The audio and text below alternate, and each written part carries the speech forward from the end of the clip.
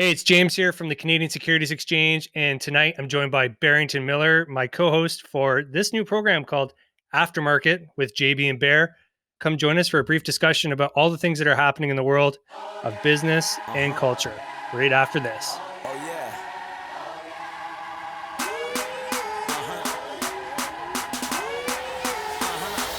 Do you know my name?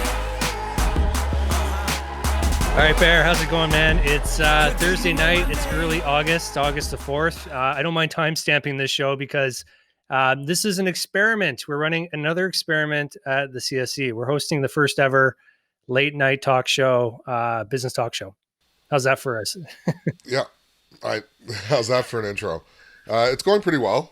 I was thinking this morning because when I woke up, if you asked me if I knew that PDAC was going to be the last hurrah as far as a wide gathering of social interaction, I think I would have gone out a little bit more.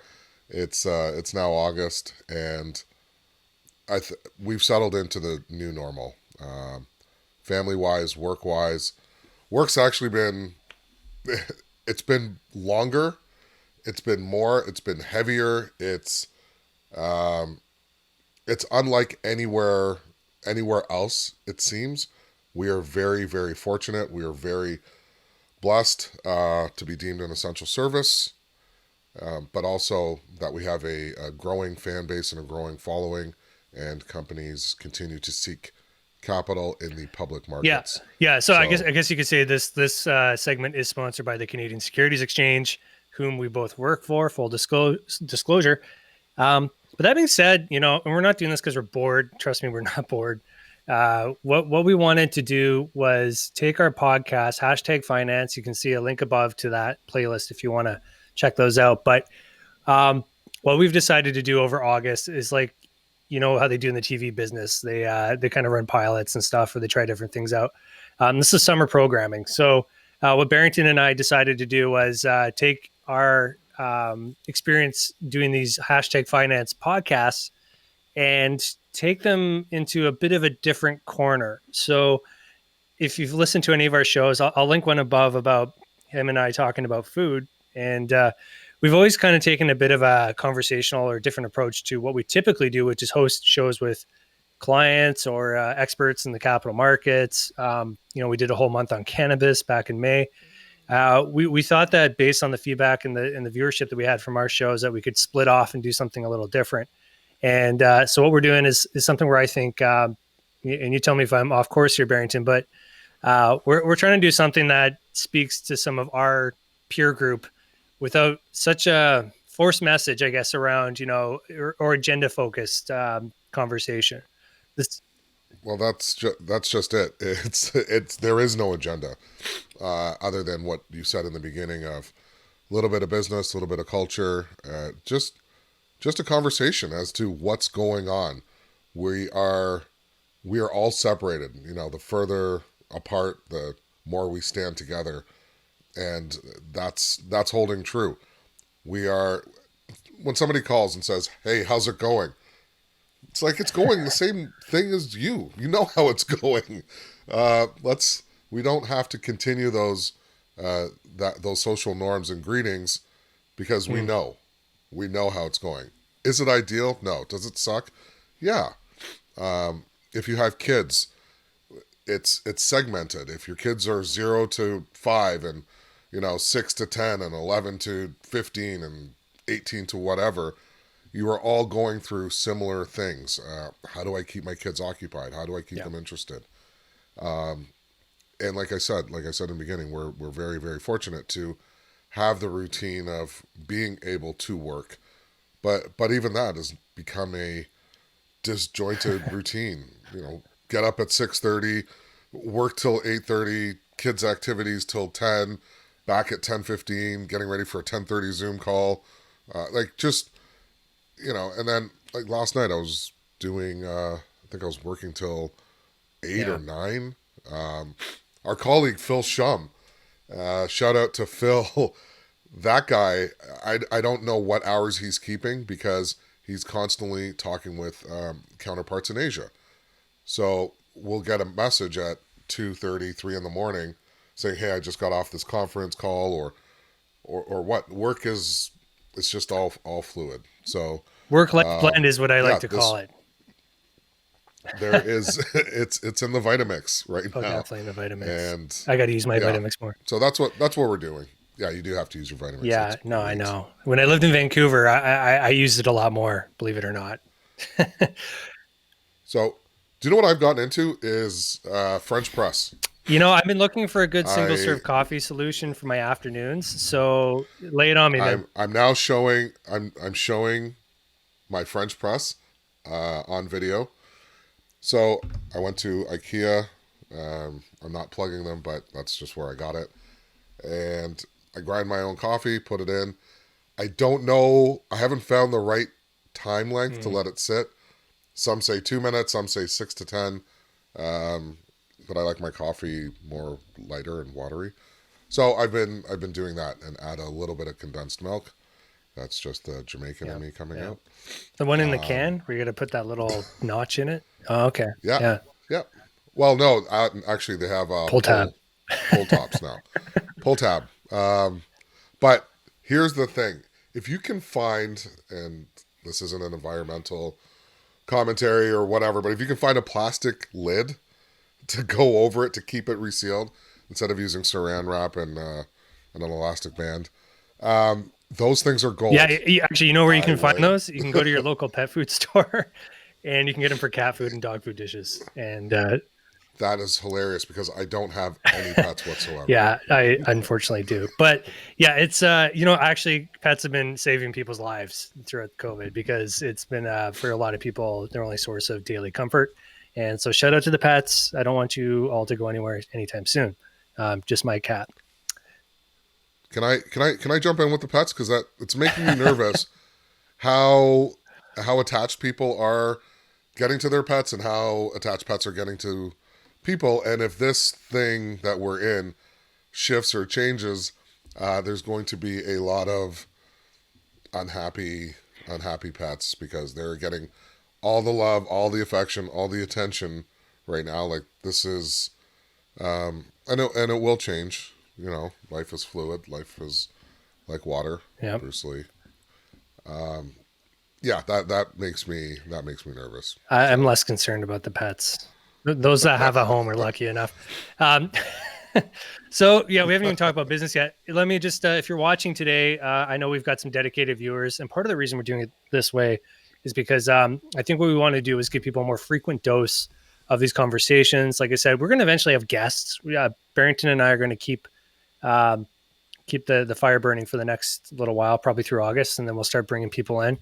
But if you like this type of content, please subscribe below because we're going to do this every Thursday night, 9:00. This will come out.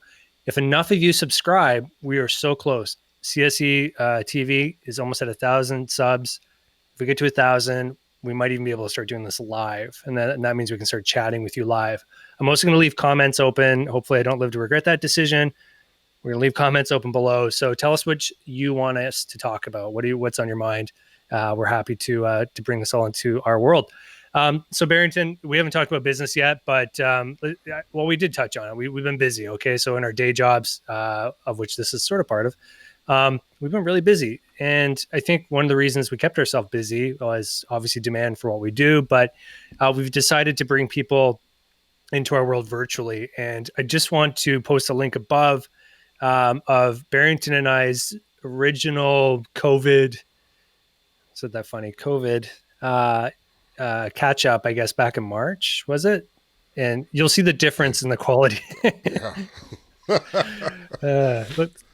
Wow, was it March or April? And we were measuring things in weeks, like that was a big deal. Like, yeah. Now it's 2020. This is going to be one of the strangest years ever. Oh, it's there. Like it's already there, and it just keeps getting. It just doesn't stop. Yeah, it doesn't stop.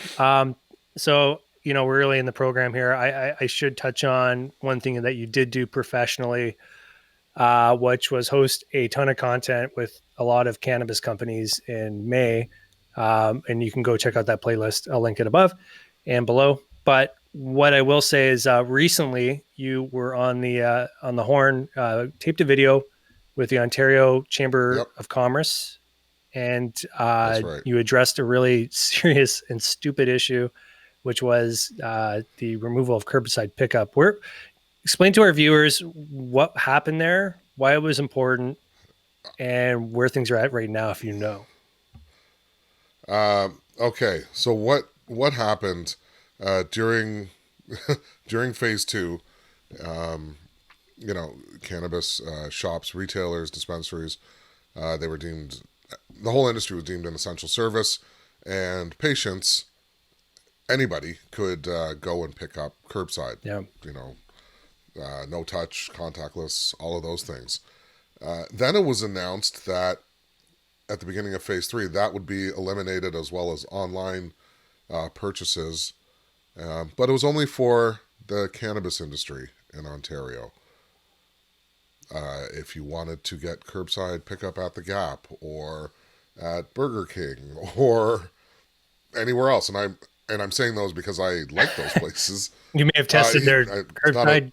I've tested their curbside, but for whatever reason, and I mean, I have my suspicions, and I don't know how far down the rabbit hole we want to go with this, but it was eliminated, and it takes away from the economy. It takes away from jobs, all these things that we're trying to either preserve or stimulate.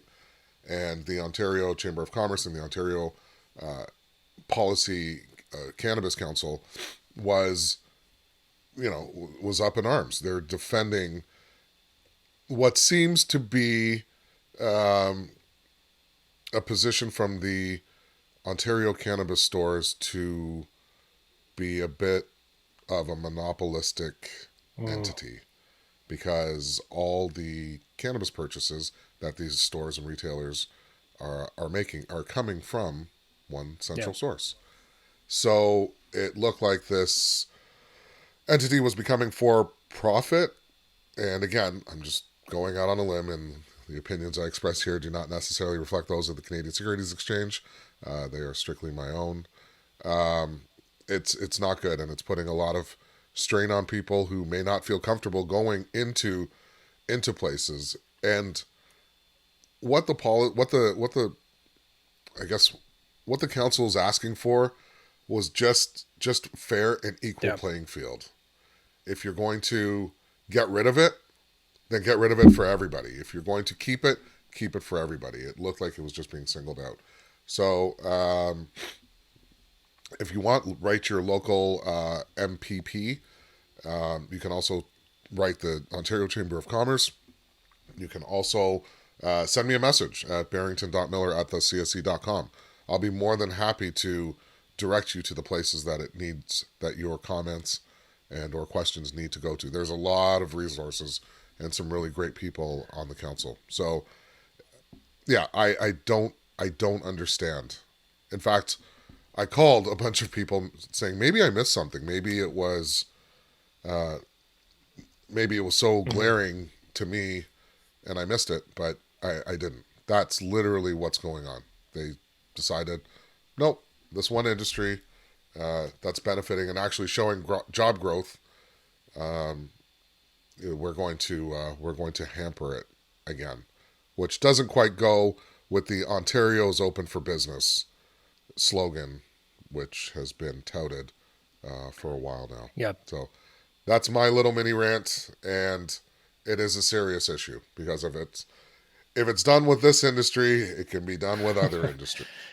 Yeah, no, it's good to leave and park that topic there. What we'll do is we'll provide a link below to the link to the letter that the OCC wrote, and I think it's an open issue right now. So definitely take a look at that, especially for your Ontario residents. But yeah, if you're not in Ontario, definitely be aware of what's going on, because as Barrington said, these are the types of things that can come back to become precedent elsewhere for other jurisdictions. Yep. And we're all about small business here. You and I are all about small business and letting business meet the market demand. Okay, so that's one thing. recreational cannabis, medicinal cannabis. I think it's been helping a lot of people through this. And, Yeah. amongst other things, I want to talk about food because it's been a popular topic on this business show. Food. Oh my Yeah. God. Let's go there. What You mentioned Burger King. what are you eating? What is the James Black family? What's your go-to? Yeah. So what are we eating? A lot of barbecue. I mean, this summer has been the summer of the barbecue. My in-laws have a pool, so we go there whenever the sun's shining. Basically, get the kids in the pool and eat burgers, chicken, sausage. Probably had more hot dogs this summer than I care to admit. So, haven't been hitting the takeouts so much. The takeaways for those in the UK. Haven't been doing the curbside burgers. I do sneak in the occasional fast food breakfast because that is my kryptonite. Um, and we could do a whole episode on fast food breakfast. So future show. We'll save that. Yeah, future show. Put a pin. Yeah, but yeah, man. No, just trying to survive basically, and try not to cook too much. The days it's crazy because one day you'll be in a meeting at 3:00, and then all of a sudden it's 4, and you got kids that need to eat, and you got to start cooking stuff up, and then you got your headset in, and you got to have those fast and ready meals. So what about you guys? How are you guys sustaining? This has been quite epic. I'm not gonna lie. So I was out having a very proper social distance beverage Oh wow. with the CSE's good friend and my good friend, Mr. Rahim Alani. Shout out to the OCI group. We know you're watching. We know you're watching. We know you're watching or listening. We know you're there. And congratulations to Mr. Alani, who has recently been married. Mm-hmm. So now we were discussing, and I know in his social circle bubble, which he is following to a T, they will do local delivery or local takeout to support small business. So my family and I'll just say me because my family didn't do it. I found a local chili chicken place. It's called Chili Chicken House, Yep. located on Credit View and Rathburn, that I have been frequenting. It is the second best chili chicken I've ever had, and I told them so, which they were happy, and then added more chili chicken to my menu, my order. So that was good. So we try and do that. I've been hitting McDonald's coffee pretty religiously up until the last month because I started making my own, when I'm showing it again, French press from IKEA. Now, I also wanted to get back to my roots. And with that, there's some Jamaican dishes that I've never ever made, but I enjoy immensely. First one is goat curry. Oh man. So my sister and I were talking about it, and it's like, oh, you know what? We really have to learn how to make it, or we should. And, the internet is such a lifesaver when it comes to recipes and people's opinions and things that they add and take away. So I made slow cooked Jamaican goat curry, and then another comfort food favorite was red pea soup. And Red pea soup. I've never even heard of a red pea, let alone a soup made from it. so here's a little thing about Jamaicans: they call all beans peas. So it's kidney beans, but it's red peas. So I made that from scratch. I even made my own dumplings or spinners. It had, it had beef in it. It had pigtail. It had kidney beans. It was hardcore, and it was delicious. In fact, my sister asked me, where did I buy it? Yeah. When I dropped it off for her, and that was a great compliment. Yeah. So if you're making store-bought quality eats, you've been leveling up your cooking game. Not that you couldn't get there before, but I mean, like when people. No, this was I went there. Yeah. And now I got my kids cooking. My son made his first meal for the family. He made beef stir fry. Oh, wow. That's good. Wow. Yeah. When you get the kids on the action and they don't make too much of a mess, that's free labor, man. That's awesome. Yeah. So we've been and we've been using our Vitamix. Absolutely. a lot. I'm using it every chance. Like if I need to scramble eggs, I don't whisk anymore. I put in the Vitamix. Really? I never Any thought to do that. Oh, buddy, coffee Wow. beans, Really? Vitamix, Wow. everything. If you want to make a parfait, Vitamix, every You can do, single I've thing. done, okay, so I've done yeah, chickpea dip. What the hell is that called? Hummus. Yeah, there you go. Shout out, no, serious no, shout out to our friends in Lebanon. We're watching. Yeah. This is bad situation. So anyways, the dip, amazing. And then the soups, you just let that thing run and it gets so hot, it'll heat up the soup in the Vitamix. And then, you get some squash. Ooh. Get ready for fall, folks. If you hit up that farmer's market, you're getting some squash, you're getting some pumpkin, throw that in the Vitamix, a little bit of cream, a little coconut milk, whatever. And just mix it up for like 6 minutes on high. Wham. Okay. Yeah. And obviously you got to put a little salt in there, but that's I tried pro tip something right there. new. Yeah. I tried something new. Mhm. Hello Fresh. Delivery. No, it's the The kit. the kit. Yeah. So there were two items. One was like a lamb something, and the other one was, I think, spicy meatballs, or maybe a spicy lamb and just regular meatballs. So this was our first go at it,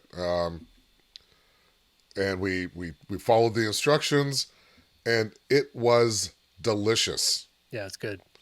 It was delicious. And then of course I had to go and look at, if I went to buy everything individually versus using the kit and all of those things. And the price wasn't too far off, surprisingly.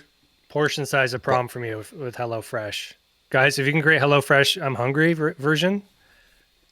Plus, okay, Yes. here's a free idea for you, HelloFresh, if you want more customers during COVID or any for the future. HelloFresh, I'm hungry. Like not just 4 portions, like I'm hungry. Okay. Don't leave me one little piece Right. of meal. I'm really hungry.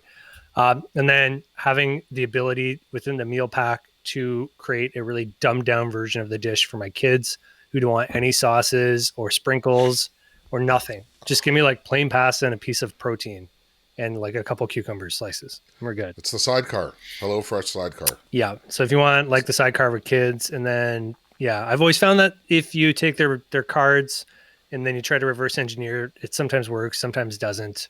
Sometimes Right. use obscure stuff that you're just not going to buy. But yeah, it's pretty good. Yeah. No. So I thought if you are intimidated by cooking, or if you are, whatever your relationship status, and you're by yourself and you've never done it before, you used to have somebody who did it for you, but this thing is great. I'm thinking of my kids, and if they go away to school or to study or whatever, this is great. I would literally order this and send it to them so that they can follow. And the time frame of prep versus what's on the stove versus what you're cutting up, it all worked. So I was very, very impressed, and 2 thumbs up for HelloFresh. Wow. Giving out reviews. Yes. Down below in the comments, if you like HelloFresh or have a meal prep system, meal delivery system that you like, share it below. We'll check it out, and then maybe we'll talk about it on the show. Okay, well, as you get through your day and you eat and your belly's full, obviously the next thing you want to do is sit on the couch after you've done your work or while you're working and watch some sports. And up until about a few weeks ago, we were relegated to Premier League soccer, which I could care less about. The Bundesliga. German soccer, which I could Bundesliga. care even lesser about, and then the Italian soccer, which I believe was happening. I wouldn't really know. There's been some golf tournaments again. If they're not majors, the PGA Championships coming up. That's great.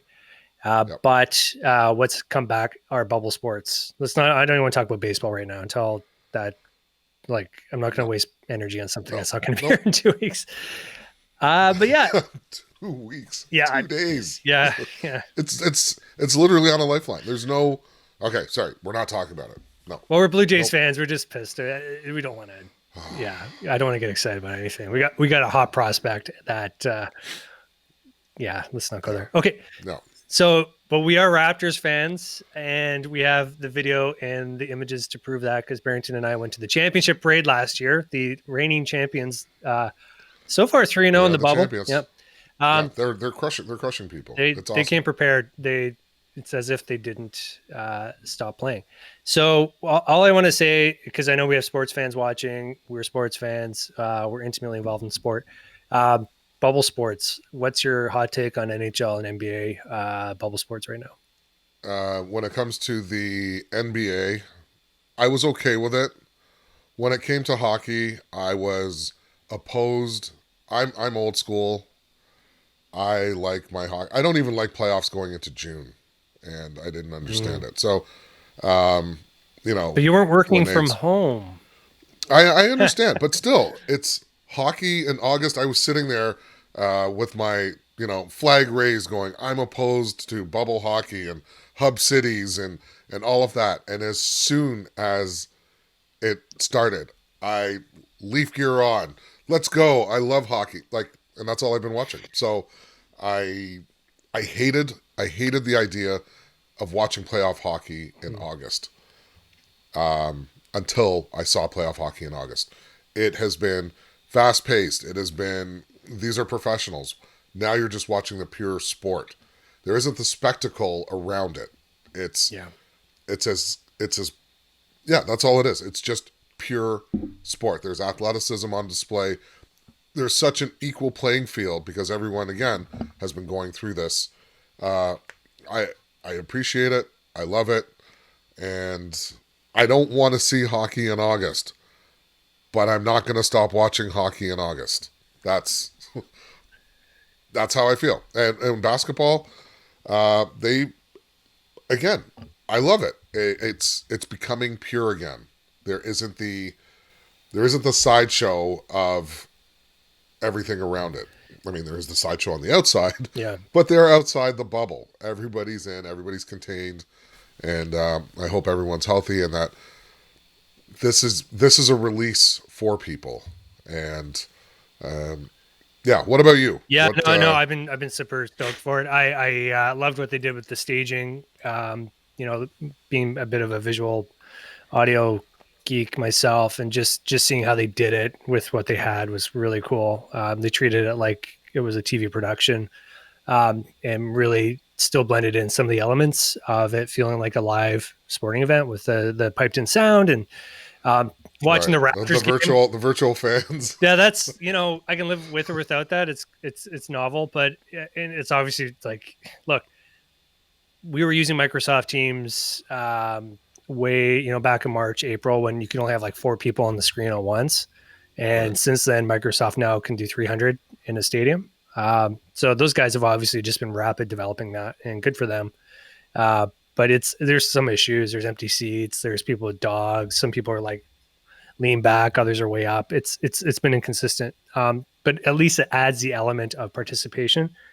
I'll say this: the Raptors, like watching the Raptors and just hearing all the same sounds and all the right cues. Like I don't even know how they did that to the degree that they've created that in-game experience. So if you're a player, I can only imagine that gives you so much subconscious sort of uh, affirmation that you're playing in an NBA game. Not to Yep. mention the fact that these guys probably have more uh, mental space to just focus on the game without the fans and all the other stuff. So it's unfortunate there won't be a real home advantage because I know like the Raptors definitely get a home advantage. We have the best fans in the league.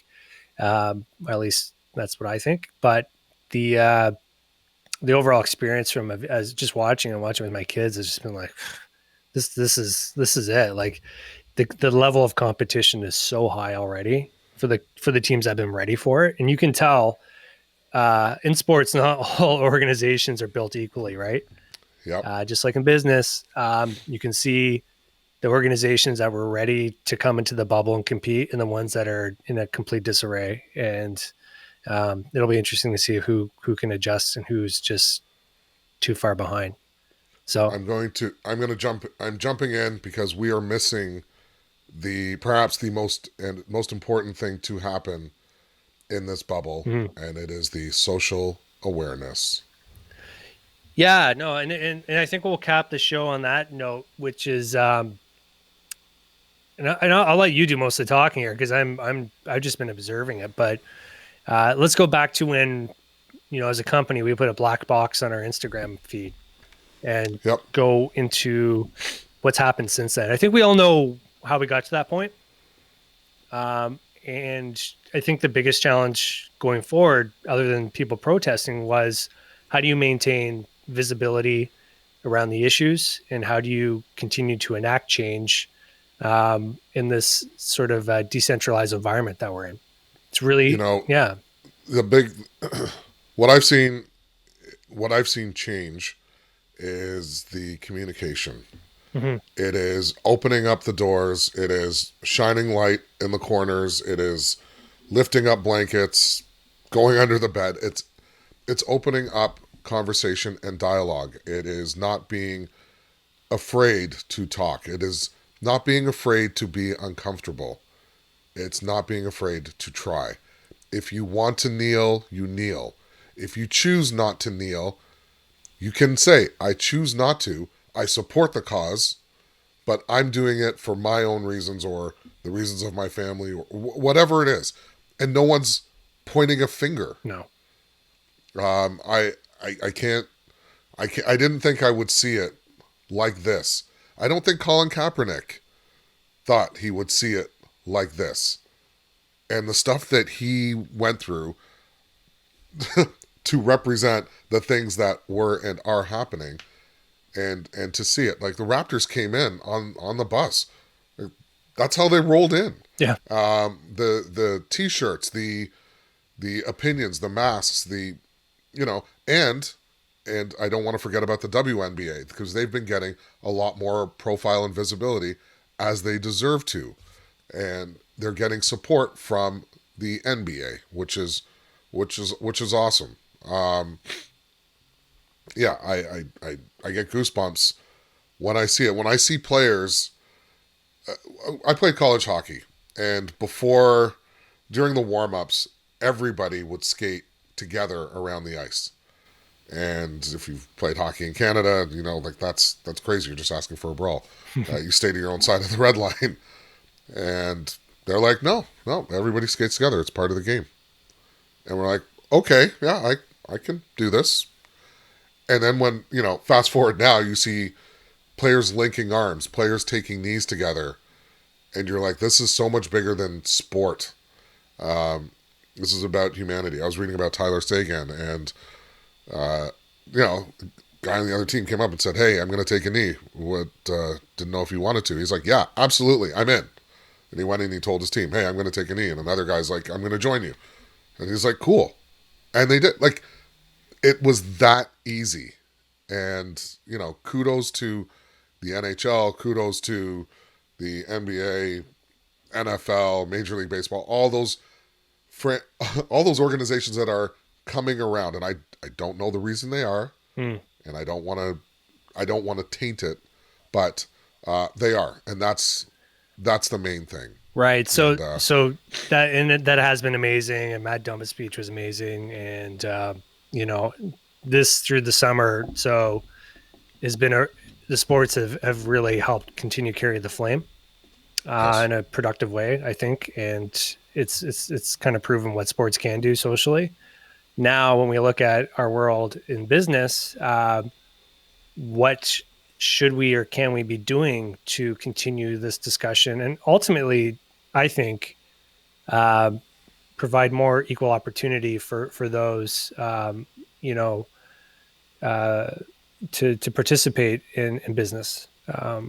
There still seems to be segmentation, and it's not going to get fixed overnight. But where do we have those discussions? How do we do it? Other than obviously we can do it here, but how do you see that continuing to progress on Bay Street?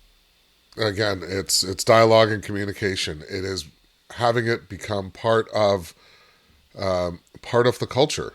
I think at the Canadian Securities Exchange, and I'm not just saying it because I work there, I think that it has a very open door policy for dialogue and communication.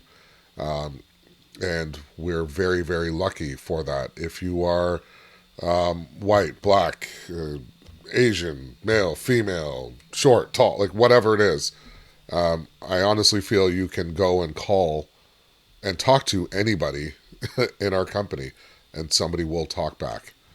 Talk back in a good way. Like talk back with you. Sometimes we talk back too. I'm sorry. Yeah. So okay, and so we continue on that path. We continue to have the dialogue. What would you like to see change?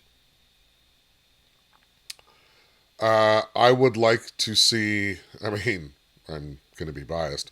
I'd like to see more people of color represented in major corporations. I want to see us at the boardroom table. I want to see us having decisions.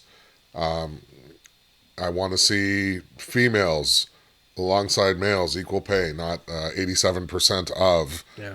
Those are the things I want to see. I really just want it to be based on the ability. It has nothing to do. And if there are two people who are equal and one's black and one's white, or one's male and one's female, then it comes down to the intangibles like personality or the extracurricular activities or volunteer or whatever it is, but not the visual.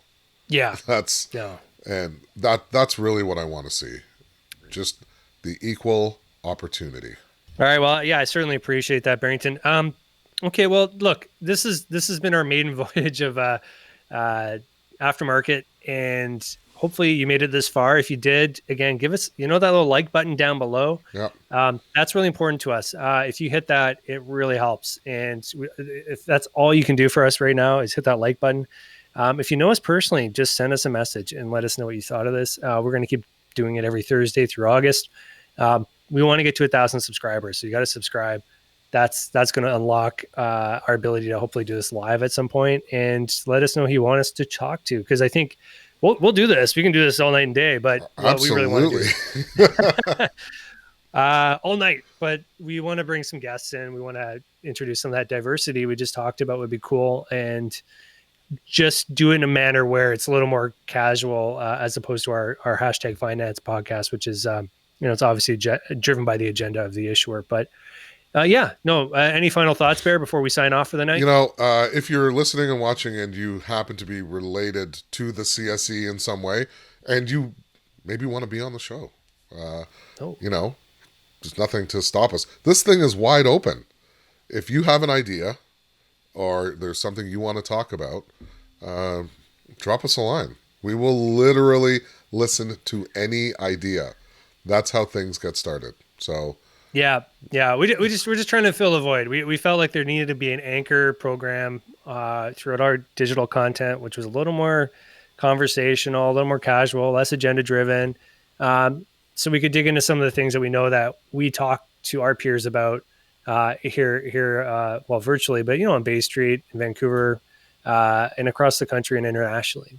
We've made a lot of friends over the years, and we just find that in absence of us being able to go to a bar or travel to your country or go to your city, if we can use this as a venue to chat. I think we finally figured out the technology. I think we figured out sort of where we need to be putting in this content. Now we just need you, the viewer, to be engaged and to give us some ideas and be a part of it. Yep. Yeah. Click, subscribe, share with your friends. Yeah, exactly. That's all we can ask. And again, this is coming out Thursday nights after 9:00 on YouTube. And for this episode, we will put it out on our podcast network. We may continue to do that, but for sure, this is a video product. And again, thanks for watching. This is James. I'm with Barrington Miller, and we'll see you next week. Take care. Take care.